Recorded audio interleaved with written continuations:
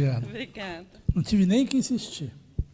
Você falou 1 minuto, eu sou disciplinada. Poupou o moderador. A coisa mais chata que tem é o moderador que fica insistindo, né? Principalmente quando a pessoa está falando uma coisa importante que você está gostando. É mais difícil ainda. Muito bem, agora direto, então, para o Bernardo Api. Lembrando, mais uma vez, que é exemplo do que agora a Ana fez, que você pudesse aí apontar alguns caminhos, né, que poderiam ser considerados como ações ou processos viáveis no período de 4 anos de um governo qualquer. De preferência, um bom governo, né? Não. Qualquer no sentido de qualquer um, mas desde que seja bom e comprometido com as mudanças. Tá bom. Bom, primeiro eu queria agradecer à Fundação Rede Brasil Sustentável para participar desse debate, cumprimentar a senadora Heloísa Helena, cumprimentar os meus companheiros aqui de mesa de debate. Eu vou falar um pouco sobre um pedaço da questão federativa. A questão federativa é ampla, muito ampla. E na verdade, vou problematizar um pouco o que o Eduardo colocou. O Eduardo falou, olha, nós temos que aproximar o gasto de onde a receita é gerada. E parece fazer sentido. Temos que ter mais receita dos estados e municípios, temos que aplicar melhor ali na frente. Agora, eu acho que este modelo, para funcionar, hoje não dá. A gente tem que mudar muita coisa no Brasil para que isso pudesse funcionar. Eu acho que isso se aplica tanto do lado da receita quanto do lado do gasto. Eu vou falar da receita, vou falar do financiamento. Ana, você pode me passar, por favor? Eu vou falar um pouco do financiamento dos estados e municípios no Brasil, e eu vou falar de três assuntos. Mas eu acho, viu, Eduardo, depois no debate a gente pode incluir também, acho que do lado do gasto também precisa. Será que os estados e municípios estão preparados para gastar bem o dinheiro? Melhor do que a União? É um problema. Não adianta dizer, eu quero aplicar porque é bonito, tá certo? E de repente eles não estão. Mas eu vou falar do financiamento, que é a minha área que eu entendo mais. Vou falar um pouco da tributação, falar dos tributos estaduais e municipais, falar um pouco da estrutura de transferência de recursos de cima para baixo, ou seja, de união para estados e municípios, de estados para os municípios, falar um pouquinho do perfil procíclico da política fiscal. Agora, eu queria falar uma coisa. Quando a gente fala de financiamento dos entes subnacionais, lembra, qual é o objetivo do Estado? O objetivo do Estado é prestar serviço para o cidadão. Para isso, ele precisa de financiamento. Em princípio, um bom Estado seria aquele que atuasse cooperativamente, em que todas as instâncias do setor público se mobilizassem para atuar cooperativamente para prestar o melhor serviço para o cidadão. Quando a gente está falando de financiamento dos entes subnacionais, o que a gente vê é uma briga horrorosa, uma briga fratricida. Na verdade, o que nós temos no Brasil é um federalismo fratricida. Um quer matar o outro e não é um quer ajudar o outro. Infelizmente, é isso que acontece hoje no Brasil. Então, ou a gente quer ver isso, ou a gente vai ter... Ou, na verdade, a ideia de caminhar para um modelo federativo, ela não vai ficar de pé. E aí eu vou falar um pouco sobre a parte tributária. Bom, vocês sabem, hoje no Brasil, os estados, o principal imposto estadual, o ICMS, e os estados ainda têm o IPVA e ainda têm o Imposto sobre Heranças e Doações. Municípios têm o ISS e tem o IPTU, não conhece, e um ITBI, que quando você vende imóvel, você tem que ir lá pagar um impostinho, um imposto quando você vende cada imóvel. Eu vou falar mais de ICMS e ISS. Hoje, na cobrança do ICMS, existe uma clara briga, uma guerra entre os estados brasileiros, em que um tenta roubar não apenas empresas de outros estados, mas tenta roubar também recursos do outro estado. E aí, de novo, a gente quer um país em que o Estado funcione para o cidadão, mas a gente tem uma estrutura que estimula os estados a brigarem entre si para atrair empresas e para ficar com recursos. Eu vou dar um exemplo aqui, depois eu volto. O que é guerra fiscal do ICMS? Então, aqui eu vou dar um exemplozinho. Eu tenho, por exemplo, assim, vamos supor que, por vocação, uma empresa iria se instalar no estado A e que o mercado consumidor está no estado B, aqui. Então, ela vende no estado A, vende por 100 para o estado B, a alíquota de ICMS na operação interestadual é 12%, o Estado A fica com 12% de receita.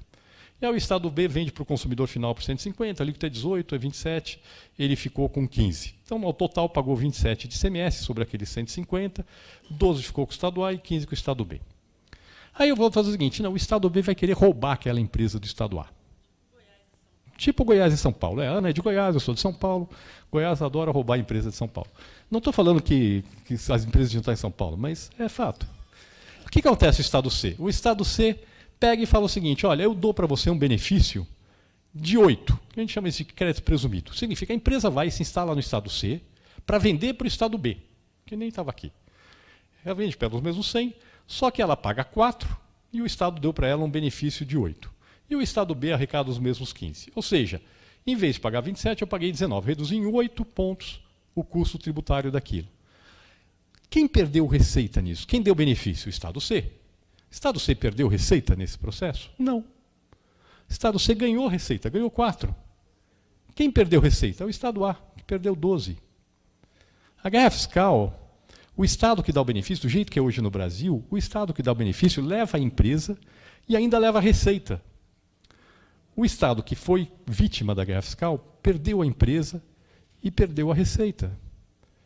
Tá certo? Aí vocês vão dizer, tudo bem, mas São Paulo é rico e os outros estados são pobres, então faz sentido eles roubarem a empresa de São Paulo. Tá certo? O problema é que generalizou. Todos os estados dão incentivo hoje no Brasil, inclusive São Paulo. E geralmente você dá incentivo para atrair uma empresa que por vocação não vai para o seu estado. Então, a nossa estrutura produtiva está toda torta, não tem nenhuma solidariedade entre os estados. Ao contrário, um estado tenta roubar a empresa e tenta roubar a receita do outro. E a consequência final desse processo é que, para o conjunto dos estados, reduz a receita. Então, por um lado, o Eduardo vem aqui falar, nós precisamos ter um sistema que favoreça o financiamento nos estados e municípios e o gasto nos estados e municípios. Mas eu tenho um sistema tributário que favorece a guerra fiscal, em que, na verdade, os estados ficam brigando entre si e reduzem a receita do conjunto dos estados. Ou seja, eu tenho um sistema em que os estados estão dando tiro no pé deles mesmos. E, para piorar, isso tem efeito ruim para a economia, tem efeito ruim para o crescimento. Porque as empresas estão no lugar errado. Vou dar um exemplo. São Paulo, vou falar de São Paulo, eu sou de São Paulo. São Paulo dá benefício para frigorífico. Frigorífico não tinha que estar em São Paulo, frigorífico tinha que estar onde está o boi, entendeu? Não tinha que estar lá em São Paulo. Está no Mato Grosso. Está certo? São Paulo dá incentivo para moagem de trigo e fabricação de massas, mas quem produz trigo no Brasil é Paraná e Rio Grande do Sul. Aí Paraná e Rio Grande do Sul dão incentivo para atrair montadora, que devia estar em São Paulo. Está tudo trocado de lugar. Vocês não têm ideia da quantidade de caminhão que tem circulando no Brasil hoje por conta de incentivo de guerra fiscal. Se isso ainda realmente favorecesse o desenvolvimento regional, tudo bem, mas não é o que acontece de fato. Lógico que alguns estados ganham. E é muito engraçado que as pessoas olham para isso e sempre olham só para aquela coisa. Estão falando, naquele benefício específico eu atraí uma empresa. É verdade. Só que você não considera o outro que perdeu. Aqui eu ganhei receita, mas você não considera o outro que perdeu. Isso daqui é uma situação fratricida, é um tentando matar o outro, extremamente negativo, do ponto de vista do financiamento dos gastos estaduais e municipais, porque 25% do ICMS vai para os municípios, tá certo? E extremamente negativo do ponto de vista da produtividade, da organização da economia brasileira. A economia brasileira está toda torta em termos de organização por causa desse nosso sistema de guerra fiscal. A mesma coisa acontece no ISS. O ISS geralmente é cobrado no município do prestador de serviço, e é muito comum ter uma guerra fiscal entre municípios, em que o município baixa a alíquota ou dá um benefício de ISS para atrair empresa em detrimento da receita do conjunto dos municípios. A mesma coisa acontece, a escala é um pouco menor, porque o ISS é menor do que o ICMS, mas a mesma coisa acontece no caso do ISS. Para complicar, tudo isso gerando uma enorme complexidade para o contribuinte. O fato de que a gente tem muita autonomia federativa na gestão dos tributos, e aqui tanto no caso do ICMS, principalmente do ICMS, mas também no caso do ISS, isso gera uma enorme complexidade para os contribuintes. Hoje, cada estado fixa a sua legislação de ICMS, cada estado determina quais são as obrigações acessórias, ou seja, toda a parte burocrática que você tem que cumprir para poder pagar ICMS. Uma empresa que opera em todos os estados do Brasil é um inferno para ela poder operar em todos os estados do Brasil. Ou seja, o nosso modelo de dar autonomia para estados e municípios gerirem sua receita tem como consequência, pelo modelo atual, um sistema que estimula a disputa por receita entre os estados e municípios e levando a uma perda de receita para o conjunto dos estados e municípios, claramente, muito grande. E, ao mesmo tempo, a gente tem um sistema que cria um sistema extremamente complexo e disfuncional para o contribuinte. Neste ponto, além do mais, eu não sei se vocês sabem, ICMS incide sobre mercadorias e serviços de transporte e telecomunicações. ISS incide sobre os outros serviços. Tem uma zona cinzenta. O que é ICMS e o que é ISS? O que é serviço, o que é mercadoria, onde é que está, o que é telecomunicação, não é telecomunicação. Então, só para dar um exemplo. Agora, recentemente, a gente tem esses serviços de streaming, Netflix. Netflix, o pessoal sabe o que é. Streaming é mais complicado. Então, lá tem o Netflix. O que acontece? Hoje, os municípios entendem que eles têm direito de cobrar imposto sobre o Netflix. Os estados entendem que eles têm direito a cobrar imposto sobre o Netflix. Oi. Que está conversando aqui, por favor, que ou conversa lá fora ou não conversa aqui dentro, por favor. Obrigado. Bom, então hoje no Netflix, o município acha que cobra, o estado acha que cobra. Obviamente o pessoal da Netflix vai escolher o que paga menos, mas é uma briga, fica uma zona cinzenta. Tem algumas coisas que não são tributadas no Brasil, tipo aluguel. Um aluguel de carro no Brasil não é tributado. Tá certo? O valor adicionado num aluguel de carro não é tributado no Brasil, porque fica na zona cinzenta, não é nem ICMS nem ISS, está fora dos dois. E mais, esta situação tende a piorar à medida que avança a nova economia. E mais ainda, à medida que avançar a nova economia, vou dar um exemplo aqui. Daqui a 20 anos, a gente não vai mais comprar carro. Vai ser aquela história, você vai ter carro sem motorista e você vai pagar todo mês para ter um serviço de carro sem motorista. Você paga lá uma mensalidade e ele chega na porta da sua casa na hora que você quer e te leva para o trabalho, te traz de volta. E o que vai acontecer numa situação dessas? Os estados vão perder receita, porque vai vender muito menos carro, e vai aumentar a receita de serviços. E a tendência é essa, à medida que avança a nova economia, que é baseada mais em tecnologia, em serviços e menos em bens, a tendência é aumentar a receita dos municípios e cair a receita dos estados. Mas qual é o motivo? Qual é o motivo que tem para que estados tenham cada vez menos receita e municípios cada vez mais receita, do ponto de vista da necessidade do gasto? Não tem base na necessidade do gasto. A economia está mudando e isso vai afetando a distribuição de receita entre estados e municípios. Por quê? Porque eu tenho um imposto que incide sobre serviços e outro que incide sobre mercadorias. O que incide sobre mercadorias é estadual e o que incide sobre serviços é municipal, que é um problema dentro do desenho do sistema tributário brasileiro. Bom, esses problemas que já existem tendem a crescer ainda mais. Então, só para dar um exemplo, recentemente, estou avisando aqui para vocês, e vocês que estão falando em plano de governo, eu vou falar de problemas que vão vir, e problemas sérios. Acabou de ser aprovado no Congresso um projeto de lei complementar convalidando, legalizando os benefícios da guerra fiscal do ICMS. Depende de um convênio do CONFAS, mas o que vai acontecer, do jeito que está hoje, vai passar a ser legal conceder benefício de guerra fiscal de ICMS, vai aumentar a concessão de benefício, aquele quadro que eu falei para vocês de disputa entre os estados vai piorar e vai agravar a crise fiscal dos estados. Está escrito, já está encomendado e ninguém está prestando atenção no que vai acontecer no Brasil nesse período. No caso dos municípios, no período recente, aprovou um projeto dizendo que vai cobrar. Eu não vou entrar nessa questão daqui, porque acho que é muito complexo, mas tem coisas que levam a piorar essa situação. Nesse contexto, o que a gente sugere fazer para resolver esse problema?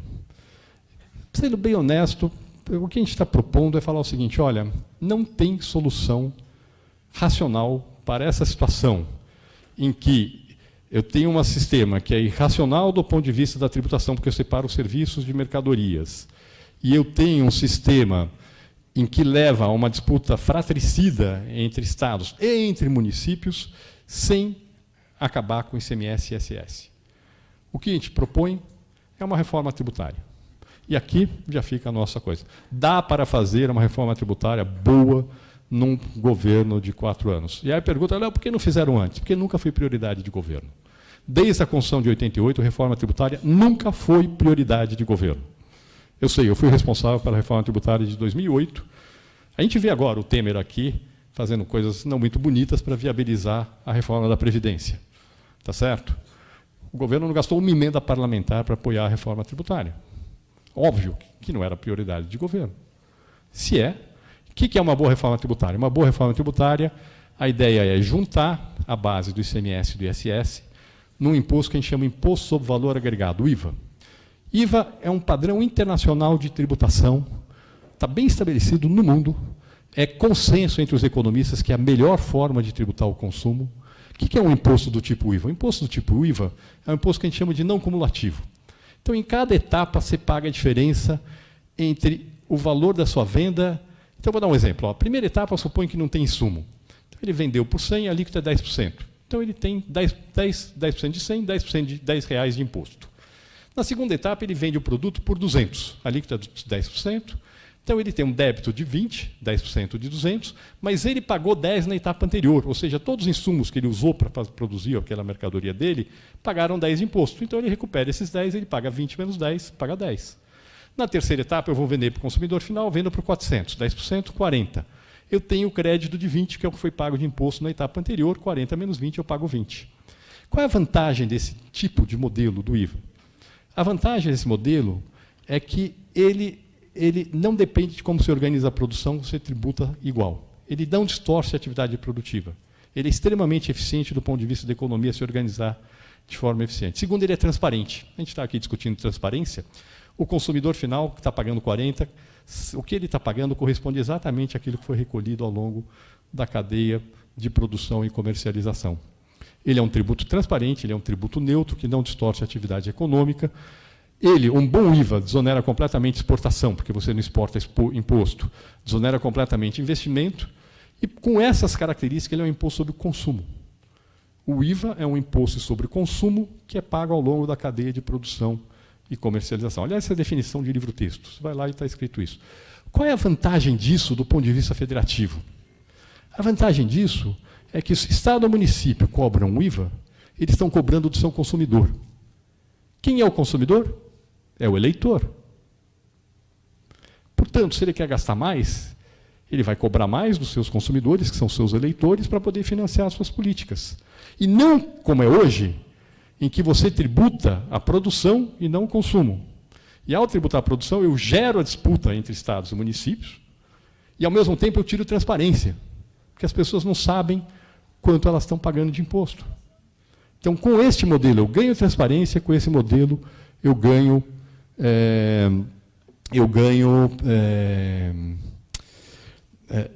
eficiência econômica. O que a gente está propondo, na verdade? Na verdade, a gente está propondo fazer uma mudança que pegue não apenas os impostos estadual, ICMS, e municipal, ISS, mas que pegue 3 tributos federais, o PIS e a COFINS, 2 contribuições sociais, daquelas que o Eduardo mencionou, pegue o IPI, e substitui esses 5 impostos sobre um imposto sobre bens e serviços, que é um imposto do tipo IVA.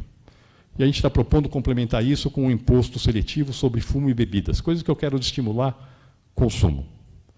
Então, essa é a ideia, ou seja, substituir 5 tributos atuais por um único imposto.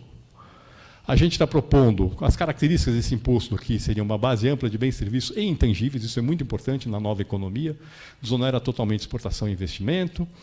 Crédito financeiro quer dizer tudo aquilo que eu uso na minha atividade produtiva gera crédito, devolvo rápido o crédito acumulado, e a gente está propondo um tributo com arrecadação centralizada. Ou seja, a arrecadação é um imposto que pertence à União, Estados e municípios, mas ele é arrecadado de forma centralizada. Uma alíquota única para todos os bens e serviços e o mínimo de regimes especiais.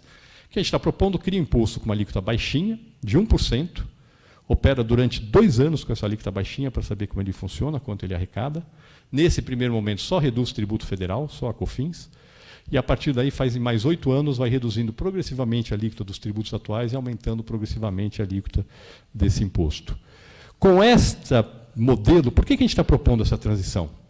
A gente está propondo essa transição porque as empresas fizeram investimentos em cima do sistema tributário todo torto que a gente tem hoje.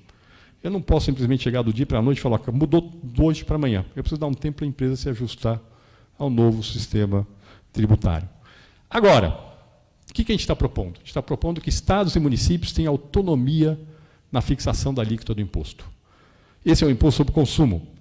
Portanto, se o estado aumenta a alíquota, ele está tributando mais seu consumidor. Se o município aumenta a alíquota, ele está tributando mais o seu consumidor. Mas ele tem autonomia. A gente acha importante a autonomia federativa, fundamental. Agora, a gente está propondo isso daí quando eu estou tributando hoje, tributo produção, quero passar a tributar consumo. Nessa transição tem uma redistribuição de receita entre estados e municípios. E, obviamente, você vai falar, bom, mas eu não posso perder receita, eu não posso de um dia para a noite. Como é que eu faço essa transição? A gente está propondo fazer essa transição em 50 anos. Os primeiros 20 anos, o valor de receita que existe hoje, real, corrigido pela inflação, seria distribuído como ele é distribuído atualmente. E só o crescimento real da receita seria distribuído por esse critério, que é o critério de consumo. E 30 anos depois, vai convergindo progressivamente. Então, esse gráfico aqui mostra um pouco isso. Ó. Vamos supor aqui um estado que perdesse 10% da receita com a mudança. Então, se eu não fizesse nada, em 8 anos, que é 8 anos de transição, ele perdeu 10% da receita. Com o ajuste que a gente está propondo, esse efeito de perda de receita seria muito mais lento, em 10 anos não chegaria nem a 1%, supondo que a economia cresce 2% ao ano. Ou seja, dilui muito o efeito dessa mudança sobre o Estado. Agora, o que é mais importante? Esta mudança aumenta muito o potencial de crescimento da economia. E ao aumentar o potencial de crescimento da economia, na verdade, mesmo o Estado perdedor ganha. E esse é o efeito positivo que a gente tem que considerar. Ou seja, mesmo aquele Estado que, em princípio, perderia 10% da receita, com o efeito de crescimento da economia, na prática, ele teria um aumento de receita durante um período de transição. Isso é importante a gente entender. Ou seja, a ideia não todo mundo. E, para complementar, este modelo, para funcionar, obviamente, e aí entra um pouco na questão seguinte, por que os Estados dão benefício da guerra fiscal? Eles dão porque não tem uma política de desenvolvimento regional que funciona. A gente acha que esse modelo tem que ser complementado com um reforço forte da política de desenvolvimento regional. E a nossa política de desenvolvimento regional, Eduardo, não funciona hoje no Brasil. Ela é extremamente ineficiente, ineficiente. Agora, a gente tem que ter uma boa política de desenvolvimento regional. Dar incentivo para atrair empresa industrial para se instalar, não necessariamente é uma boa política de desenvolvimento regional. Boa política de desenvolvimento regional é investir em qualificação de mão de obra, boa política de desenvolvimento regional é investir em infraestrutura, boa política de desenvolvimento regional é explorar a vocação regional. Isso é uma boa política de desenvolvimento regional, que é o que a gente não faz no Brasil. Tá certo? E isso é o que a gente precisa ter no nosso país. Bom, eu vou puxar um pouco aqui, porque tem coisas muito específicas aqui, que eu vou, pelo tempo, mas só falar um pouco assim. Esse modelo que a gente está propondo, quais são os benefícios? Primeiro benefício, a gente está propondo manter a autonomia dos estados e municípios na sua receita. Só que, em vez de ter um imposto que ele gere, complicando a vida do contribuinte e tentando roubar a empresa do outro, a gente cria um modelo que passa a ser cooperativo. Quem ele está tributando é o seu consumidor. Então, não adianta, se ele quer arrecadar mais, ele não está roubando receita do Estado, ele está cobrando mais do seu consumidor. É transparente, é bom, ajuda a democracia. Tá certo? 2, isso favorece a atuação mais conjunta dos estados e municípios. Em vez de eles brigarem, eles vão passar a atuar de forma mais coordenada. E terceiro, melhora muito o ambiente de negócio e aumenta muito o PIB potencial do país. Então, esse é o primeiro ponto que eu queria colocar para a discussão. Temos um problema sério que prejudica o contribuinte, prejudica o crescimento e gera uma disputa horrorosa entre estados e municípios hoje no Brasil, e a forma de resolver isso é através de uma reforma tributária que é factível, sim, de ser feita num governo que dê prioridade para essa questão. Segundo ponto, e aí eu queria entrar em umas questões. O Brasil hoje tem uma série de camadas de formas de transferir recursos da União para os estados e municípios e dos estados para os municípios. Tem vários deles, eu vou falar dos principais. Primeiro, a gente tem o Fundo de Participação dos Estados e o Fundo de Participação dos Municípios, que é aquilo que o Eduardo mostrou. Ele falou o seguinte, ó, receita do Imposto de Renda IPI vão, hoje, 46% vão para o Fundo de Participação dos Estados, Fundo de Participação dos Municípios. Qual o problema? O problema é que o critério de distribuição desses recursos não guarda nenhuma correlação com a real necessidade de redução das desigualdades regionais do país. No caso do FPE, foi fixada uma distribuição logo depois da Constituinte e, praticamente não se mexeu desde lá para cá. O Supremo Tribunal Federal, uns anos atrás, obrigou o Congresso a ajustar a regra. O que o Congresso fez? Teve maior discussão. O que acontece na prática? Nenhum estado, nenhum município aceita perder um centavo de receita. Então, ninguém está discutindo se o Maranhão precisa de mais dinheiro do que São Paulo, ou se a Bahia precisa mais dinheiro do que o Paraná. O que acontece é que tem uma distribuição que está dada hoje e ninguém discute qual é o critério razoável de distribuição desses recursos. Não existe essa discussão no Brasil, que é uma coisa básica do federalismo, básica. Eu tenho recurso, que a União arrecada, que vai transferir para os estados e municípios mais pobres. Qual é o critério? Tá certo? Vai para a Alemanha. Sabe qual é o critério na Alemanha? O critério na Alemanha é que a receita per capita entre os Länder, que são os estados alemães, tem que ser a mesma em todos os estados. Igual, a mesma. Eu tenho o mesmo valor para gastar por habitante em todos os estados brasileiros. Não é o caso do Brasil. E o nosso Fundo de Participação dos Estados e o Fundo de Participação dos Municípios tem regras de distribuição que não guardam nenhuma correlação. Acho que tem alguma coisa de beneficia um pouco mais pobre, mas, de fato, não tem nenhuma correlação com a real necessidade de gasto pelos mais pobres. E essa é uma primeira camada. E é difícil mudar. É muito difícil mudar, politicamente. Mas, para mudar politicamente, alguém chega lá e fala, vamos primeiro, antes de discutir quanto cada um vai ter, vamos dizer qual é o critério. Tá certo? Segundo problema, cota parte do ICMS. 25% do ICMS vai para os municípios. Hoje, 3/4 desses valores vai proporcional ao valor agregado. O que acontece? Pega o município onde tem uma grande unidade produtora, acho que aqui na Bahia tem esse problema também, recebe uma quantidade absurda de recurso, enquanto que o município que não tem unidade produtora recebe pouquíssimo. Está totalmente errada a distribuição. Ultra concentrado. Ultra concentrado. Precisamos discutir. Porque o que a gente tem? Para que serve a transferência de recursos? É para atender a necessidade do cidadão. Tá certo? Em São Paulo, a gente tem lá Paulínia, onde tem uma refinaria da Petrobras, que sobra dinheiro. E tem lugares que falta dinheiro. Por quê? Porque a regra é essa. Fundeb é a melhor. Fundeb é o melhor sistema que a gente tem no Brasil, é Fundeb. Tem uma equalização dentro de cada estado, entre estados e municípios, proporcionalmente ao número de aluno. E a União, o dinheiro da União que vai para o Fundeb vai só para os estados mais pobres. Só para os estados mais pobres. Só vai complementando até... só vai só para o mais pobre, depois para o segundo mais pobre, depois para o terceiro mais pobre, e só. Esse está correto. E, finalmente, o SUS, que ele só olha para ele, olha, saúde. Mas, de novo, São Paulo é o segundo estado que mais recebe recurso do SUS no Brasil. Mas São Paulo precisaria estar recebendo recurso da União, quando, na verdade, o Maranhão tem um gasto per capita muito menor do que São Paulo? Ou será que a gente devia estar transferindo mais dinheiro da União para o Maranhão e deixa São Paulo se virar com o recurso que tem, para financiar tudo, inclusive saúde? Por que o gasto per capita em São Paulo tem que ser muito maior do que no Maranhão? E por que a União, em vez de atuar só para reduzir essa diferença, começa a segmentar as coisas e discute saúde separado de FPE, separado de FPM? Por que a gente não bota tudo junto e discute tudo conjuntamente? Essa é a questão que a gente tem que colocar. Então, segunda pauta para ser colocado, o nosso sistema de transferência de recursos da União para os estados e municípios e dos estados para os municípios precisa ser repensado no Brasil. Precisa ser repensado, focado no quê? Precisa ser repensado, focado em equalizar o máximo possível a capacidade de prestação de serviço público para os habitantes dos estados e municípios.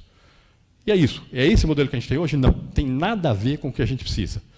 É difícil a gente discutir isso, hein? Politicamente não é fácil. Não é fácil a gente discutir isso. Agora, é fundamental a gente discutir esse modelo de transferência de recursos se a gente quer ter um país mais justo. não é? Tem algum motivo? Assim, qual é a função do Estado na redistribuição de recursos entre Estados e municípios? É reduzir o máximo possível as diferenças regionais de oportunidade. Por que o gasto por habitante de São Paulo tem que ser muito maior que na Bahia, que é muito maior que do Maranhão, por sua vez? Tá certo? Por quê? Tá certo? Por que a pessoa que está lá, que nasceu no estado mais pobre, tem que ter menos oportunidade do que a pessoa que nasceu no estado rico? É isso. Tudo bem, o pessoal gasta mal, mas essa é outra questão para a gente discutir a mais. Minuto. Então, tá bom. Eu vou terminar, finalmente, vou falar muito rapidamente. A gente tem um modelo hoje de receita que é totalmente procíclico. Quando a economia cresce, a arrecadação cresce, e mais, o nosso modelo obriga estados e municípios e a União a gastar mais. Quando a economia cai, a arrecadação cai, eu não consigo cortar gasto que eu queria, porque ele é extremamente rígido. A gente tem que discutir um modelo que permita que você consiga compensar o efeito do ciclo econômico ao longo do tempo. Eu não vou entrar muito em detalhe aqui, talvez seja muito técnico para esse momento, mas certamente isso precisa ser colocado. O que acontece agora, nesse momento que a gente está vivendo? Crise fiscal no país. A União cortou um pouco seus gastos, mas cortou menos que estados e municípios, porque ela pode aumentar o seu déficit público. E os estados e municípios não têm essa possibilidade. Por que a União pode e estados e municípios não podem? Agora, a gente tem que fazer isso de uma forma responsável. A gente tem que ter um modelo que seja anticíclico, mas que controle no longo prazo o endividamento dos estados e municípios, que não pode explodir. Então, esse é um desafio também a ser colocado aí na pauta da agenda federativa do país. Então, 3 temas. Tributação. Temos que rever o modelo tributário, que leva a uma disputa entre estados e municípios, é péssimo para o contribuinte.